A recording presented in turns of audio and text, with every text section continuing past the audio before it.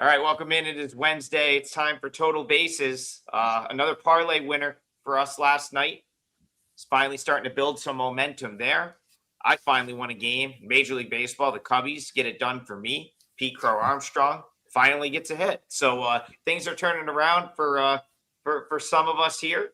But we've got a full slate of games to talk about today. Bryan Leonard, things might turn around for the Philadelphia Phillies. The Red Sox coaching angle came to an end last night, but not before they won 2 games. So if you played that sort of angle, you were profitable. You hit twice, once as a dog. Of course, the Red Sox eventually lose last night. But listen, sports betting, we'll take 2-1 any day of the week. That's 66.6 whatever percent. So Phillies fire their manager yesterday after the show, and they win their first game of the Don Mattingly era. So question to you, national TV tonight, Phillies Giants, do the Phillies keep it going and win again? Well, keep in mind, because we'll go back to this, and if the Phillies do what they should do against the schedule they're playing, they should run off a really nice run, and everybody's going to say, hey, it's the Don Mattingly difference. No, it's not. It's because they're playing lesser teams now. The Phillies had one of the toughest schedules coming into the season, and now they've got a streak of a lot of lesser teams. And if you take it, and I've talked about the expected wins on the season, and yes, the Mets are the worst team in expected wins. They should be a lot higher, but the Phillies were third. So the Phillies haven't had a lot of luck, and now they're playing lesser teams.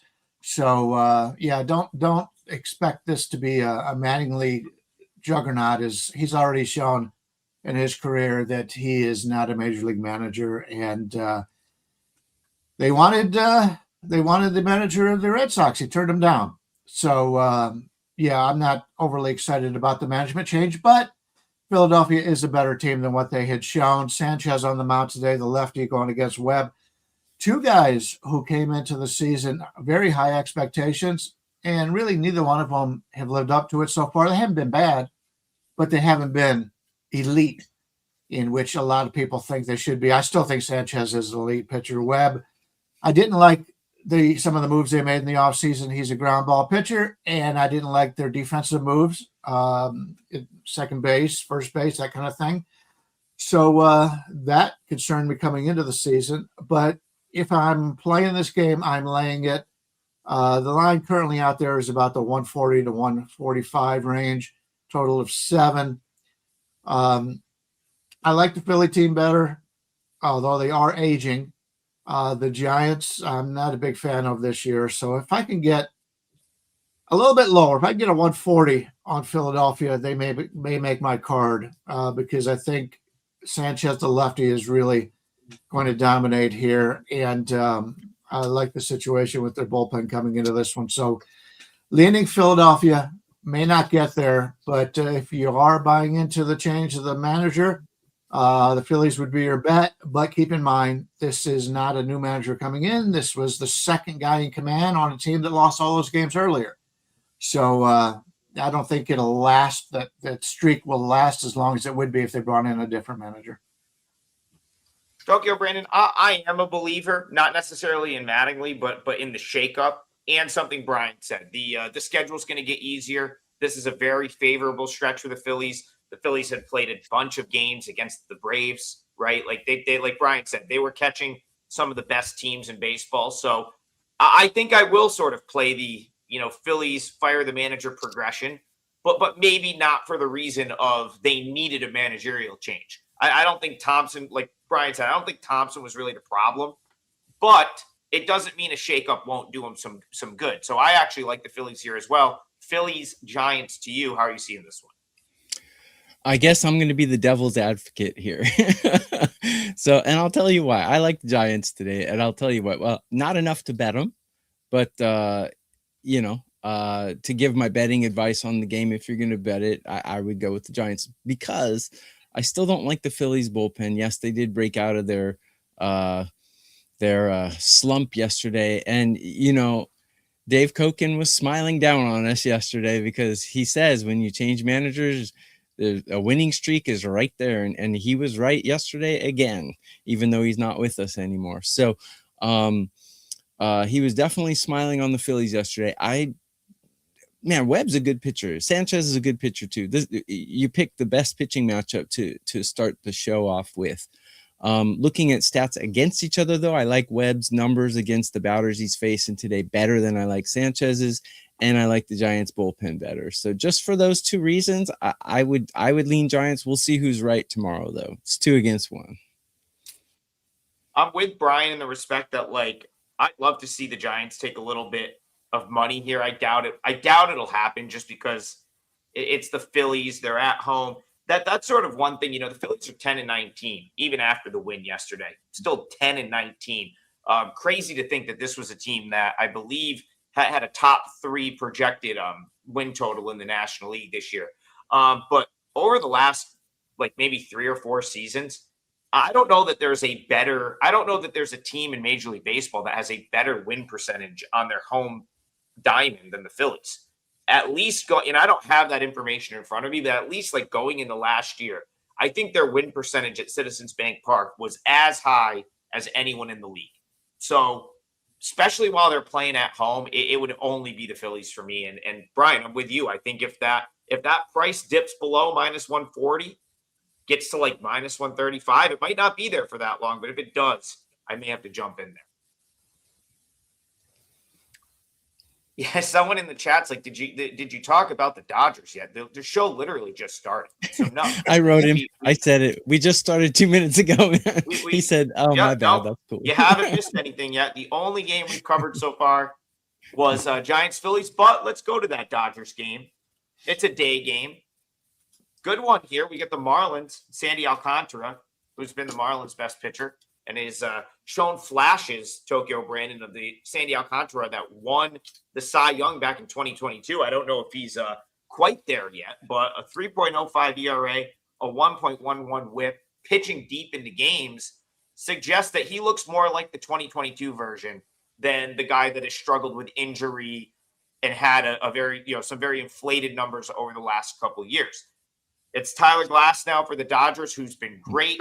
The Dodgers, however, haven't been great so far in this series. Lucky to win 2 nights ago, and then last night they get clipped. I will point out, however, that Shohei Ohtani over-out bet cashed in the end. It wasn't necessarily easy, but it did get there. He did get his 6 innings. That's the kind of the angle that we all stressed yesterday. So Dodgers, back to you, TB. Hasn't been great so far, but do they take this series this afternoon? Yeah, and by the way, I was on the Cubs with you yesterday. That was good. And I also did put 2% on the -180 Ohtani to finish 6 innings. Free money is free money, in my opinion, so I took it. And so, yeah, getting on to this one. If you check my Twitter X, Tokyo_Brandon, Brandon, I put my pitcher matchup rankings out today, and Alcantara is towards the bottom of that. He actually struggles against these batters, so a little revenge factor there. Glass now has great numbers against Miami, and without overthinking it, the Dodgers are just a better team than Miami. So, but it's funny in baseball because teams that are a lot better than others, they struggle with certain teams. It happens in the KBO as well. A really good team will just, for some odd reason, struggle against another team. I mean, I think the Diamondbacks struggle with the Rockies. I mean, it's certain teams just have bad matchups with another team, despite the rankings and the talent difference. However, I don't think the Dodgers want to lose this series. I think they'll break out. You can only hold the Dodgers to 1 or 2 runs a couple games in a row. I don't think you can do it for 3 games in a row. So I think the Dodgers will break out here. Alcantara's numbers not really good against these batters, and Glasnow's numbers are really good against these batters. So I'll take the Dodgers here. But probably odds are bad. I don't mind a -1.5 in this either, or a -1. However you can play it. Glasnow to win. Take your pick. Brian, I was on Sandy Alcantara in his most recent start. It was Friday night. He got the win against the Giants, but it's fair to say, he had a lot of run support in that game. That game was, over early. The Marlins, I think, got out to an 8-0 lead. And it was a pretty stress-free 6 innings of work for Alcantara out in San Francisco. where he still gave up 9 hits. So, kind of, going to you on this, Dodgers, maybe they haven't hit up to potential the last week or two. It's still a strong lineup. Alcantara, he's pitching deeper in the games, but he pitches to contact. Like, that is his MO right now. He doesn't really strike guys out. He pitches to contact. 2 starts ago, I guess you would say 3 starts ago now, he gave up 10 hits to the Tigers. 10 hits to the Tigers, 9 hits to the Giants. He's getting deep into games, but is that going to come back to bite him here, or do you think the Marlins can hang around? Yeah, I'm glad you pointed that out because I was going to do that. Alcantara started the season terrific. He was great in preseason, and he started the season well. But his last few starts had me slightly worried.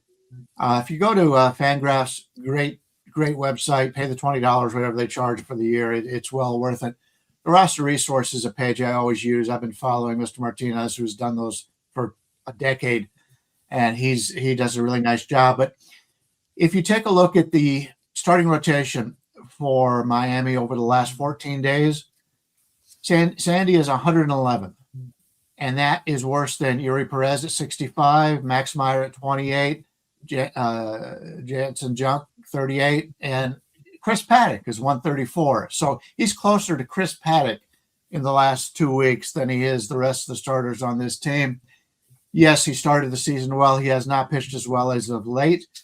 And if you take a look at the bullpen for Miami tonight, Tyler Phillips has pitched 3 of the last 4 games, and that one included a 46 throw. He threw 40 pitches on Saturday, 46 pitches on Saturday, so he won't be there.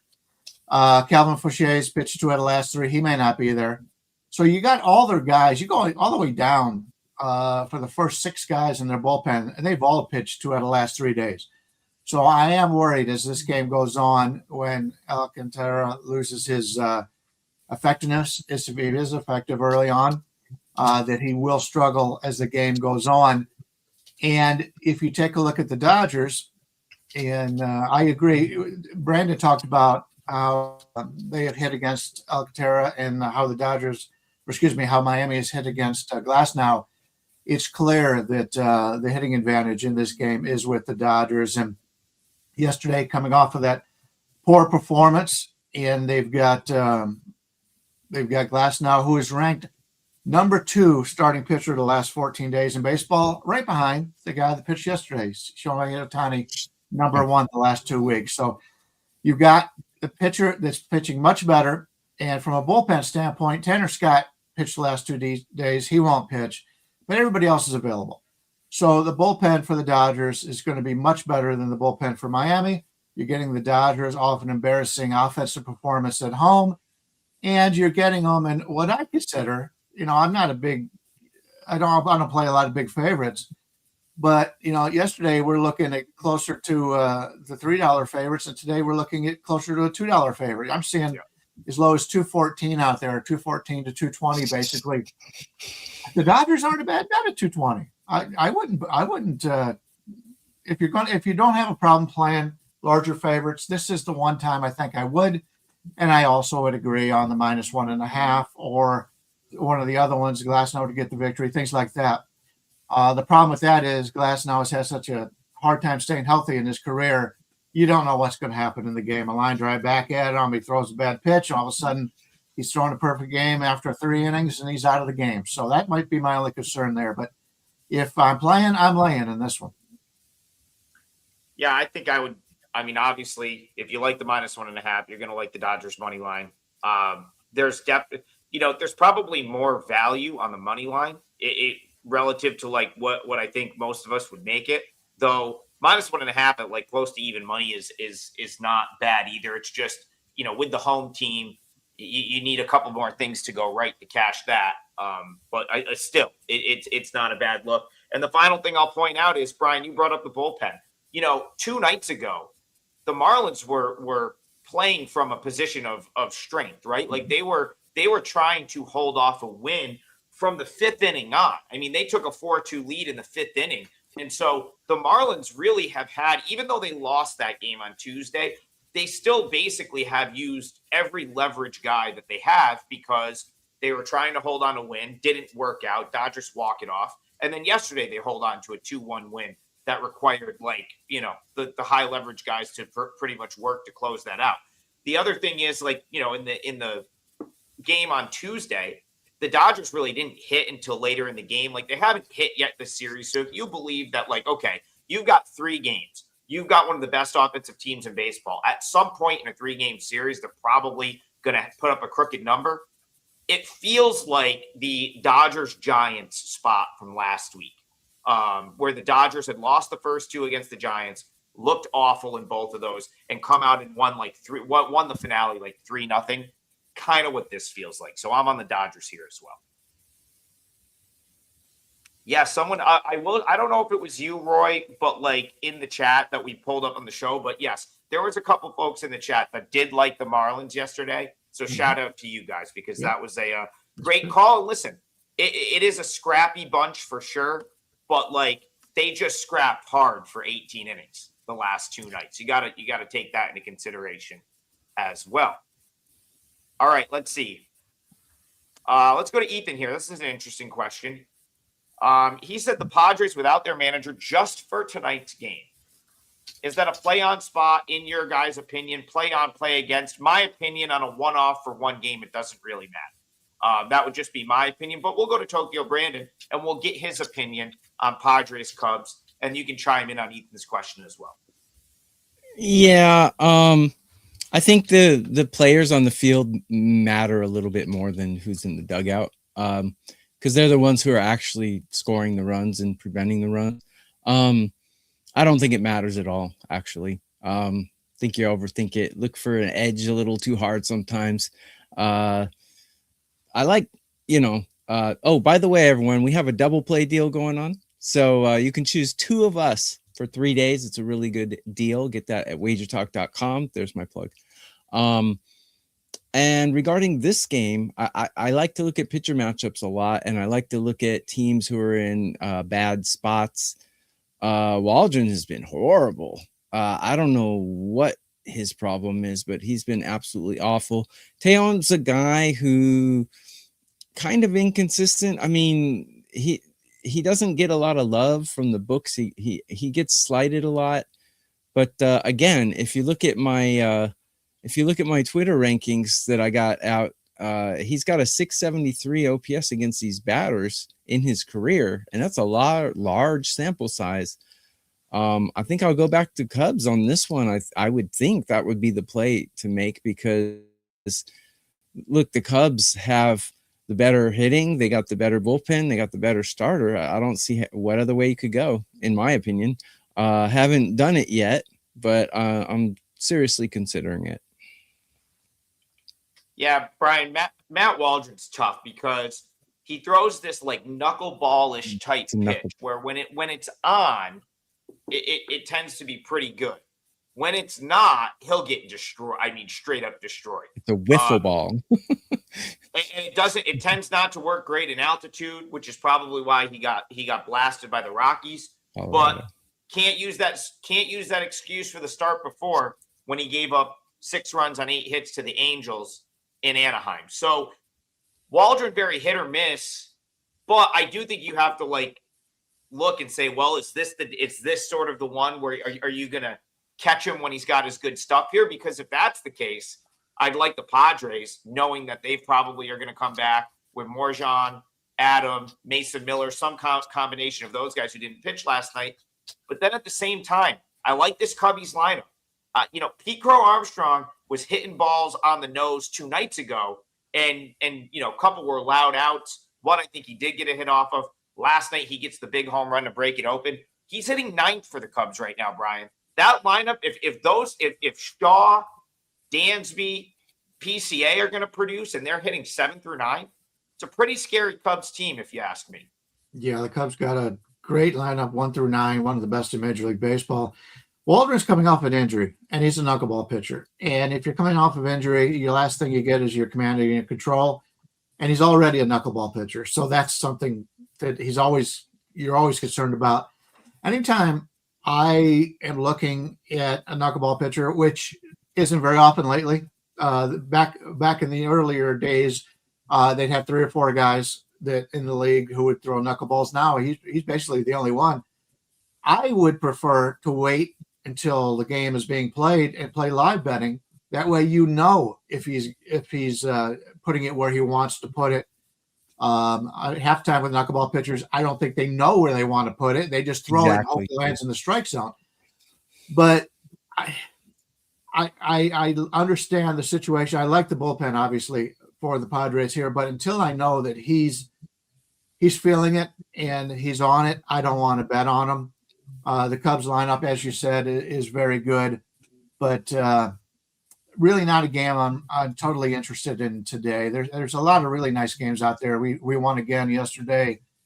And it's been a really terrific run here for quite a while for myself and my clients. So better games on the board. And it's the playoffs and the hockey and the NBA too. So a lot of things to bet on. We don't need to force anything if you don't need to. Yeah, that's kind of how I feel about that one. TB's nodding. We got our money back with the Cubs last night. Lost with them in the first game of the series. It feels like a very coin flip type game. Though I will be looking for spots to back the Cubs when I'm okay with what's going on at the end of the game. I have to say this, and again, you have to, when you win or lose, you should evaluate like the bet you made, if it was a good bet, whatever, so on and so forth. If Pete Crow Armstrong doesn't hit that 3-run home run, I was nervous at how the last couple innings of that game were going to go for the Cubs. Like, I think they needed that 5-run cushion to like not really get into it in the last couple innings. And that is going to be the concern with them. Their bullpen is in rough shape right now. So many injuries. So that's just something to, I guess. It was actually a tougher win than the score indicated. Let's put it that way. If you had money on that game, you were nervous into the 5th inning. For longer than that. You were nervous when it was only 4-3 and you had to figure out who was getting the last 9 outs. Yeah. But, I mean, Hobie Milner throwing to right-handed hitters is not like the dream scenario. Let's put it that way. But hey, it worked out. Oh, we got to do. All right, we're going back to. Let's go back to Brian here. Man, Tampa Bay Rays have suddenly caught fire. I remember the beginning of the year when I think you made the point like, hey, like this team might actually be pretty good, and. On paper, I've said this a couple of different times. On paper, I don't think I've been impressed with the Rays at any point this season. Like, I think they're a good team. They've got a good collection of players, some arms in the bullpen, a couple of decent starters. I thought they'd be a 500 team this year. Suddenly, they're 18-11, and they're 1 win away from going into Cleveland and getting a sweep. So, Guardians race to you, Brian. It's Gavin Williams. It's Drew Rasmussen. Can the Guardians salvage one in this series this afternoon? Yeah, I watched the game yesterday. Well-played game by Tampa Bay, and I think we're going to get another one here. We've got 2 guys. TB talked about great pitching matchups. These are 2 guys that are really good pitchers. Rasmussen is a guy I'm always looking to bet, and Williams seems to be continuing what he did last year, and he's looking really well. We've worried about Williams in the past for his walk rates, but he's been able to pitch around them. And there's certain pitchers in Major League Baseball that will do that. And the Dodgers have one of those guys that'll be coming back into their starting rotation in the next few weeks. But if you can walk guys that you want to walk as opposed to walking guys that you don't want to walk, it makes it much better that you can pitch around these kind of guys. And I think that's what Williams has been able to do. Chandler Simpson is a guy that leads off for Tampa Bay, and the guy could steal on anybody. If you walk him, you basically got a double or a triple, and you got him right before Caminero, Aranda, and Diaz, who are 3 of the really best hitters in Major League Baseball in bringing runners home. Yandy Diaz is another guy who every year everybody overlooks him because he plays first base and DHs, and he's not a true home run hitter. He only hits like 20 home runs. The guy's a great hitter. If you take a look at average exit velocity, he usually leads the league. He's one of those guys that everything he hits is hard. if he ever got to the point where he can lift it a little bit more, and he did that a couple of years ago, he would be considered one of the best 10 hitters in Major League Baseball. But I really like this Tampa Bay lineup, the front part of it especially. The back end, Cedric Mullins has done nothing offensively since they brought him over. Nick Fortes right now is the catcher, and Taylor Walls, they're not going to help you any. But the top 6 guys in the lineup can compete with just about anybody.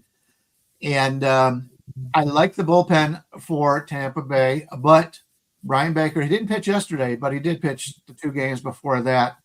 And Seymour pitched the last 2 days. But other than that, everybody should be available. They've got some guys, Hunter Biggie, who I really like. He hasn't pitched in 3 days, so their bullpen is pretty set up here.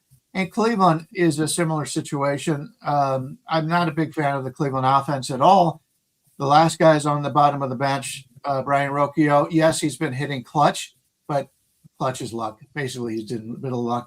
He leads the team in RBIs, by the way, I believe, and he's hitting number 9. Bo Naylor's terrible. I don't know. If they had anybody else that could hit from a catcher viewpoint, he wouldn't even be in the majors. Bringing up Travis Bazzano yesterday, even though he didn't do anything great, I like the way he approached. He got 2 walks yesterday, and that's a guy that they need to be able to stretch this lineup up a little bit.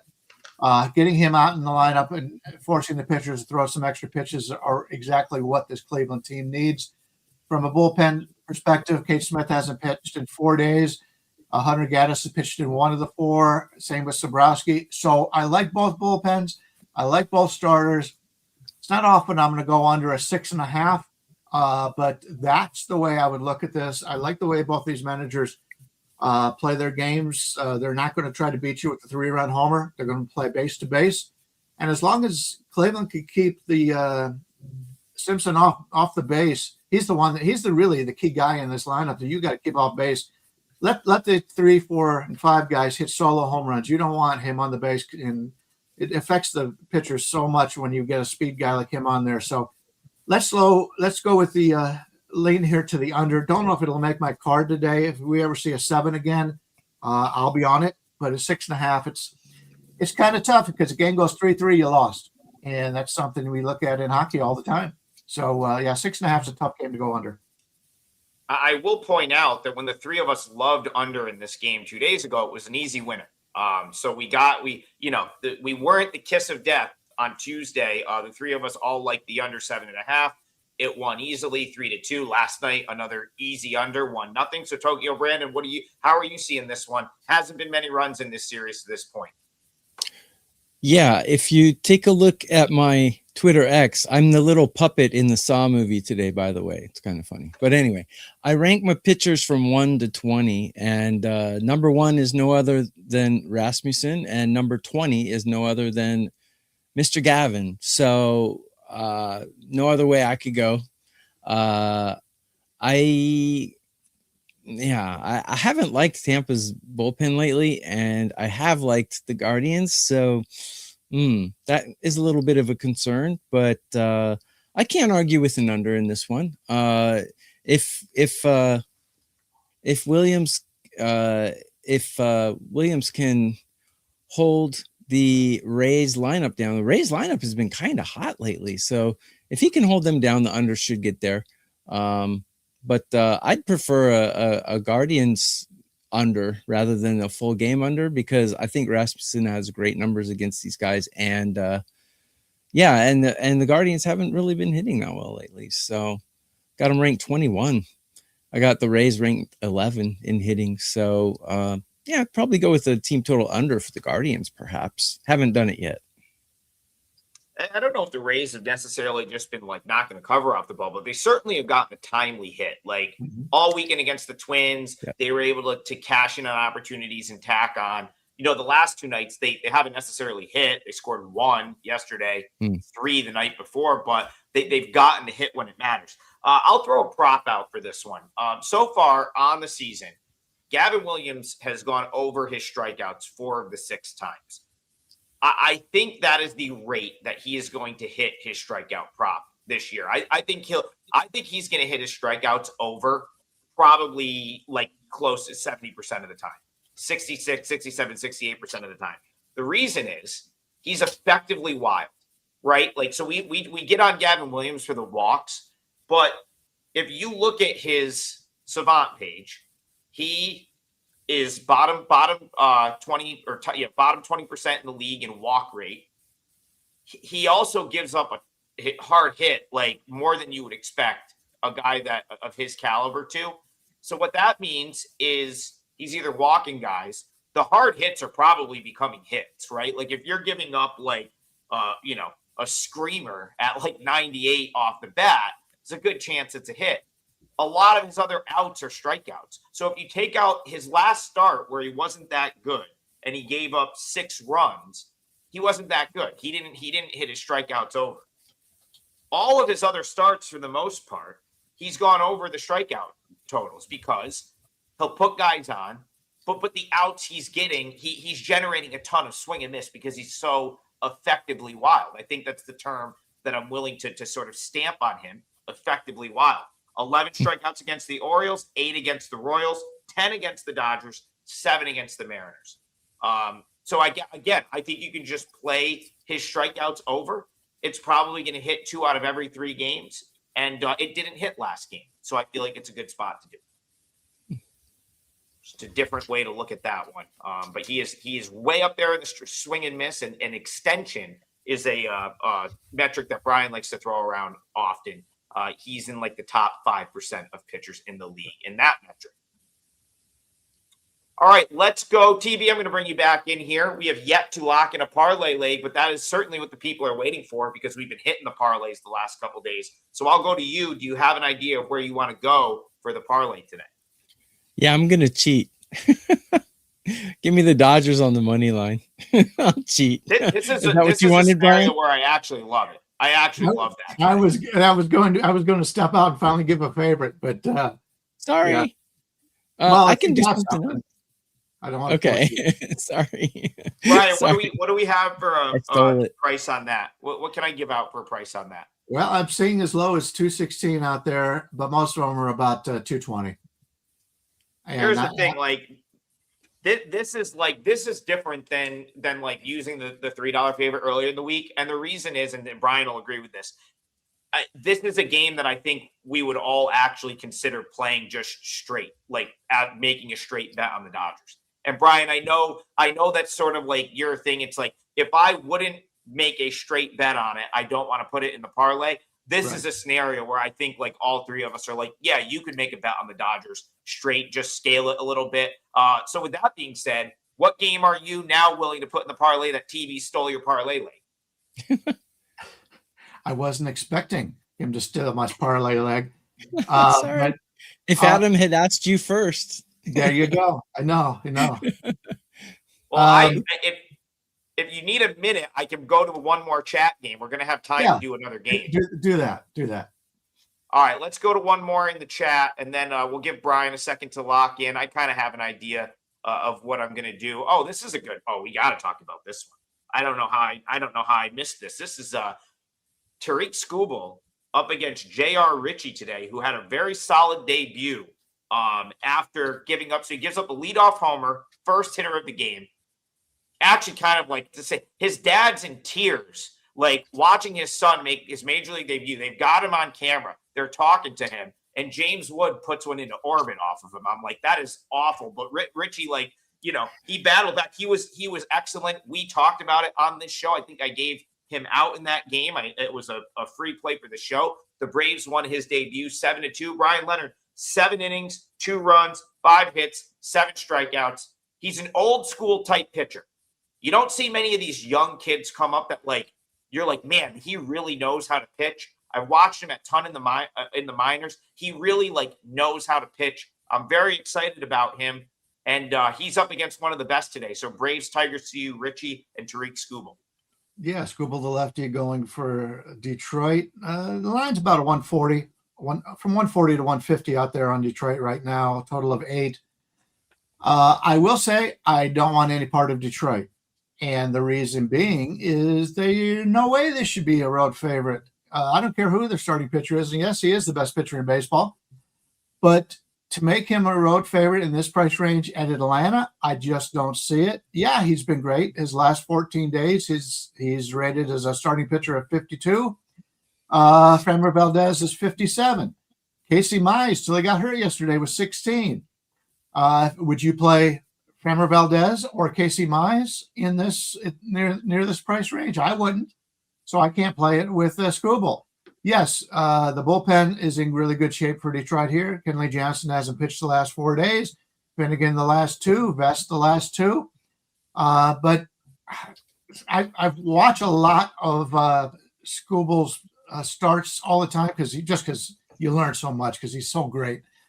I don't think he's as good a pitcher this year as he has been the last couple of years. Maybe it's a small sample size. That's probably what it is.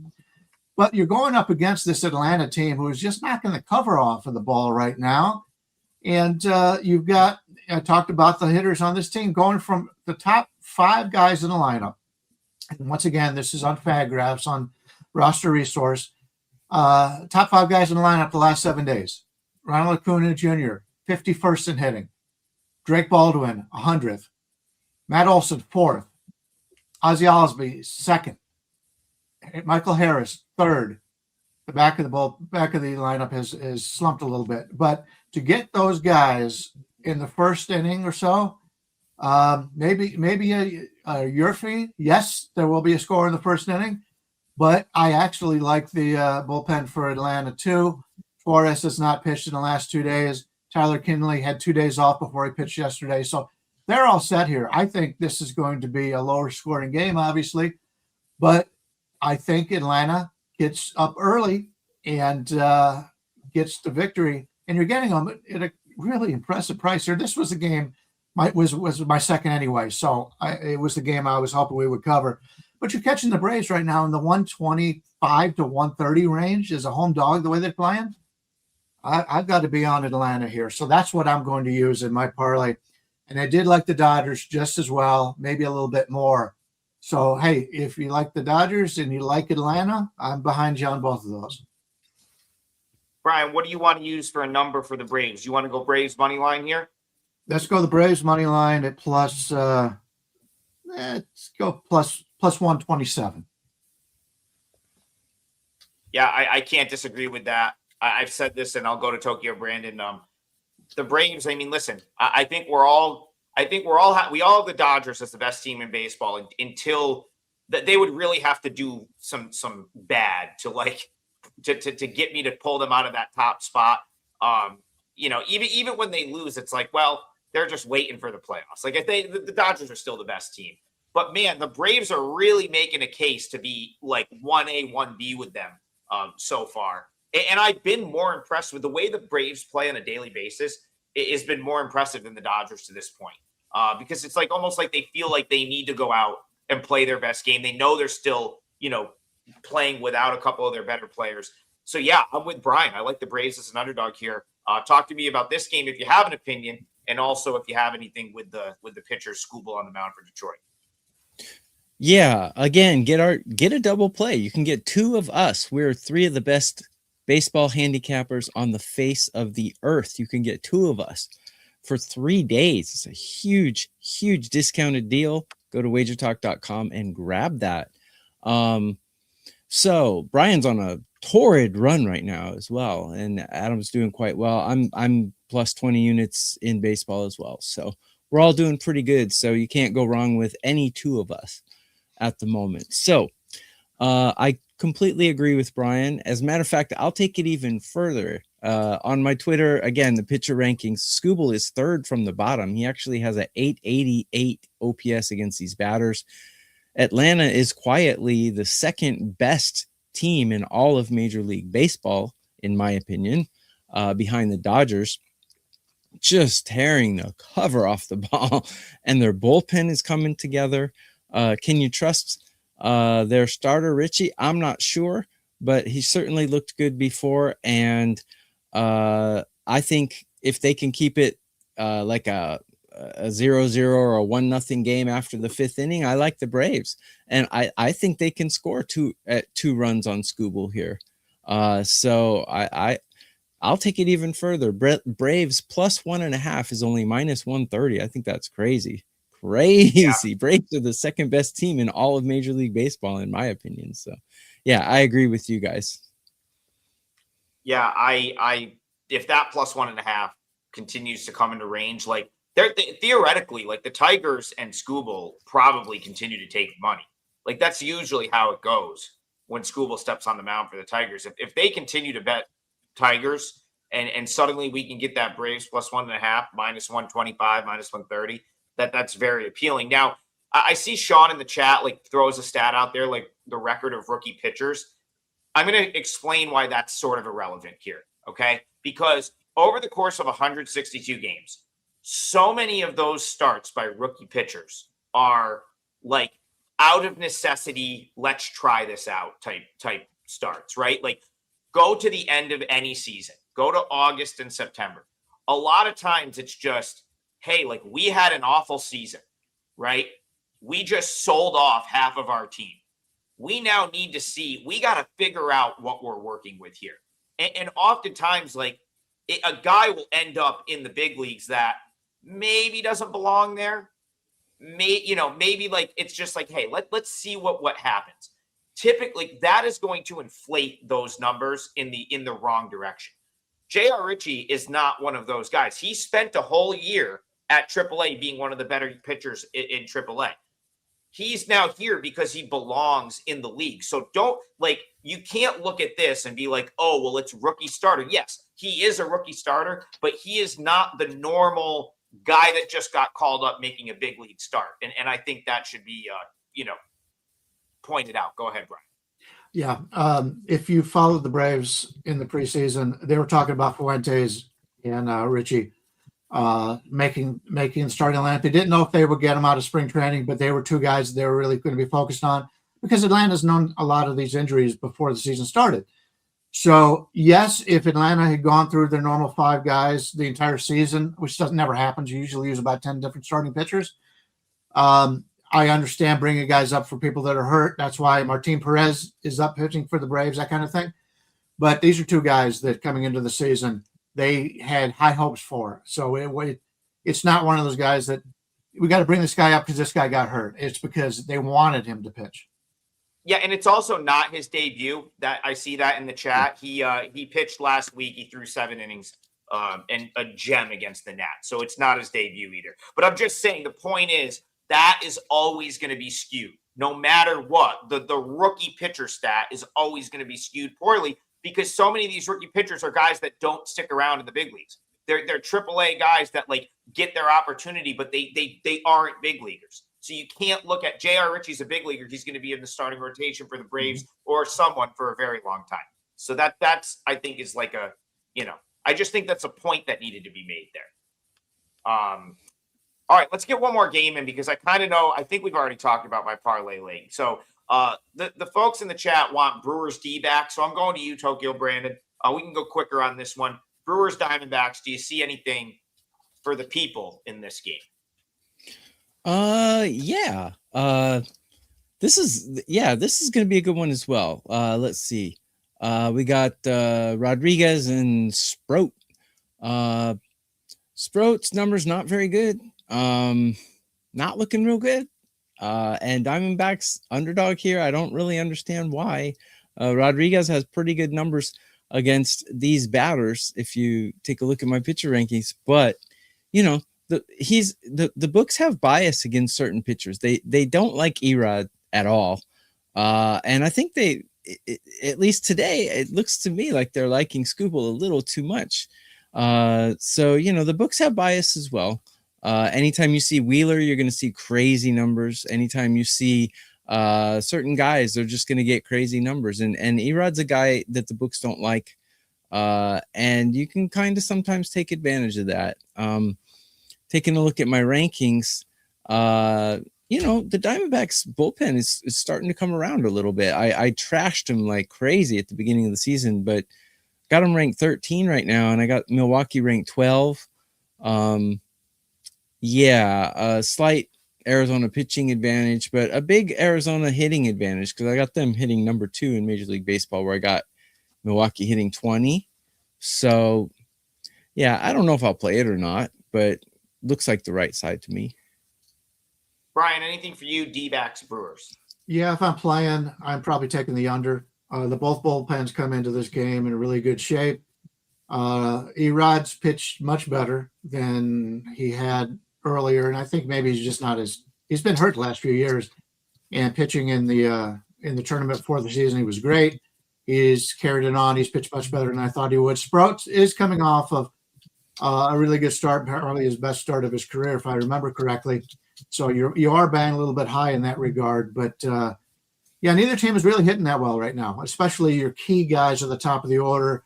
The guys that hit for power, get on base, have not been. So I'm kind of looking at the under here, under 8.5. You're getting it at -110, -115, something like that. The Sprout start was 2 starts ago, I remember, because I had him in that. It was the best bet winner for me. 6 2/3 of 1-run ball against the Blue Jays. 6 strikeouts. However, he was decent last time out too. 5 1/3, 3 runs on 4 hits against the Tigers. It was a game that I don't think he factored into the decision in that game. But 2 pretty good outings. I'm pretty high on Sprout. I thought the Brewers kind of like, it was definitely I thought it was a good trade. Like what they got from the Mets. I think they got Williams and Sprout in a deal from the Mets. Like I always sort of liked him coming up through the Mets organization. He didn't throw the ball well his first start of the year, but he's, first 2 starts of the year were bad for him, but he's sort of like been progressively better the last 3 times out. We talked about the Jays start was really good. And then he held his own against the Tigers last time out. So I have a little bit of a soft spot for him. I don't know if it's because I saw him pitch in person a bunch in Syracuse, but I think the Brewers, and knowing what the Brewers do with pitching, are going to make something out of him. So I keep looking for spots to play him. I think it would be Brewers or pass for me here. I'm going to go with our guy, Dave Koken, and ride the Phillies in the parlay. Ride them until they lose one. I think they might. I think it's the perfect storm of firing their manager. And like Brian said, the schedule is starting to ease up. What can I get on the Phillies money line here, Brian? I'm seeing anywhere from 140 to 150. I would say 143 maybe is. Yeah, I pulled it up in our system quick. I saw -145, so I'll go with -145. So that means our three-teamer today. We're going 3 sides again. It worked for us yesterday. We hit it, so let's hit another one today. Tokyo Brandon's going Dodgers -220. Bryan Leonard's going Braves +127. And then I'm going to go Phillies -145. So Dodgers, Braves, Phillies. That's your 3-teamer today. The 3 of us all have plays up on the WagerTalk site. You can get any 2 of us at a discounted rate on the double play special. And the 3 of us will also be back tomorrow morning, 9 a.m. Eastern, for another episode of Total Bases. We'll see you guys then. Have a great day, everyone.